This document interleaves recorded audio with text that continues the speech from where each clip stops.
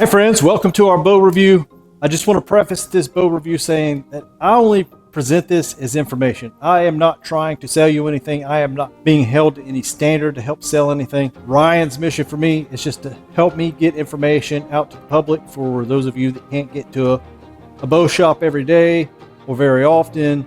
You know, I'm very fortunate. I live 5 miles from a bow shop, so I can get down there pretty much anytime I want to. My goal is to get information about this equipment to you so you can make the informed decision that you want to make. I just don't feel like, you know, as a content creator, that any of us can do justice to what a bow is truly capable of doing in your hands. We can only pass you the information about what we think the bow is capable of.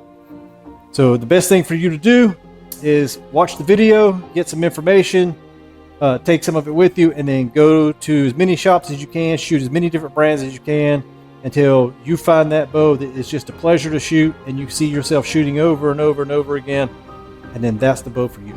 Anyway, on with the video. For the budget conscious bow hunter, this bow review is going to be for you. And today's bow review is a little bit special because it's kind of Mathews / Mission's reintroduction to Solocam to their lineup. This is going to be the Mission Stryde. Now, let's go ahead and talk about the elephant in the room. For everybody that's excited about Solocam, there's going to be just as many that have something negative to say about it. And I will counter any argument with somebody criticizing a Solocam.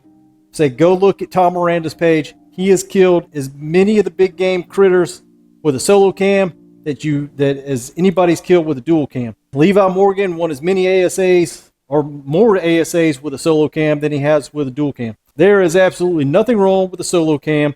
They have killed all of North America's big game critters. They've killed big game animals in Africa, Australia, wherever you want to go. They've killed Mathews Solocams have killed animals all around the world. Keep an open mind.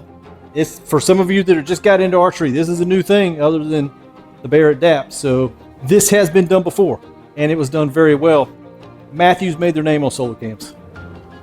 The Mission Stryde. This is the RTH, ready to hunt package, whatever Mission's going to call it now. I think RTH is like a bear thing, but this is what they call this is the dressed out package. So it's got a QAD integrated mount. So you see it's got a dovetail on it, and it comes with this True Glow 5-pin sight. Those are like 0.010 fibers, and it has a quiver that's not in the video. The stabilizer that I have on it, did not come with that. So let's go over some other features. This one is the 30.5-inch axle to axle. There's also a 28.5-inch axle to axle bow. This bow is rated at 323 feet per second with a 6.5-inch brace height. With the standard limbs, it'll go from 50 to 70 pounds. With the light limb, it goes from 30 to 50 pounds, and it'll adjust and draw lengths from 22 to 30 inches. Physical weight is 4.01 pounds. First impressions of this bow.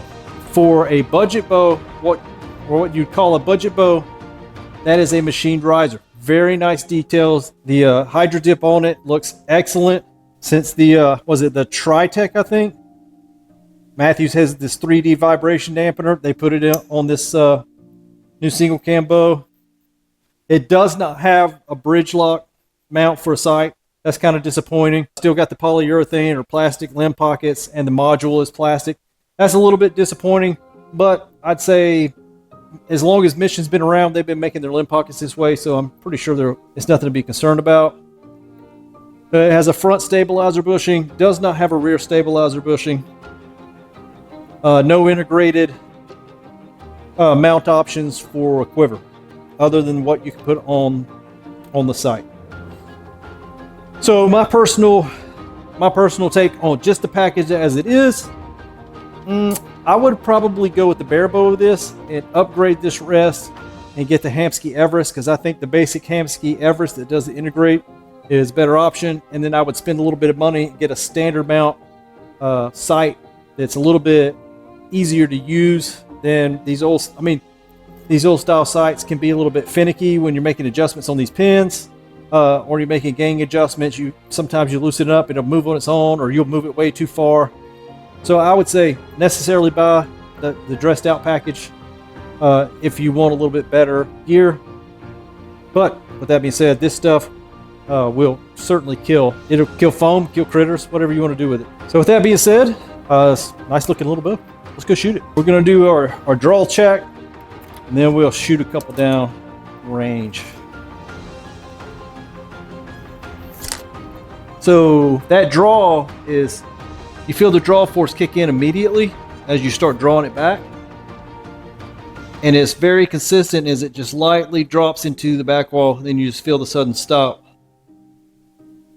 It's a really nice draw, and it's holding really well.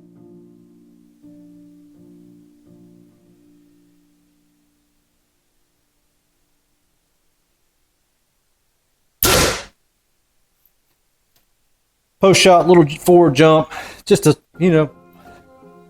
touch of vibration. It's nothing that would be of concern to me, to be honest with you. Shoot this bad boy again.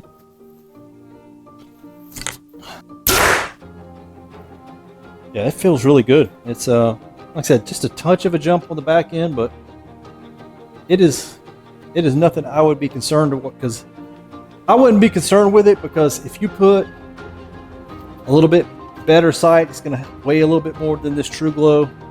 You could put a bar up here, so you'd have a little bit of back bar and help balance it out to counteract a better sight. And then, I don't only have 2 ounces on the front of it, so you can put a little bit more weight on the front, help calm it down a little bit. But that is a really solid little bow. I really like what Mission did with this bow. And like I said, I love the Solocams. Some people don't care for them for some reason. I mean, maybe, a dual cam is a little bit more efficient. It's easier to get a little bit extra speed and kinetic energy out of it. But man, if you're a bow hunter like here in the East, and you're not taking 50 and 60 yard shots, you're hunting in tight cover for 30 yards, this thing would be perfect for you.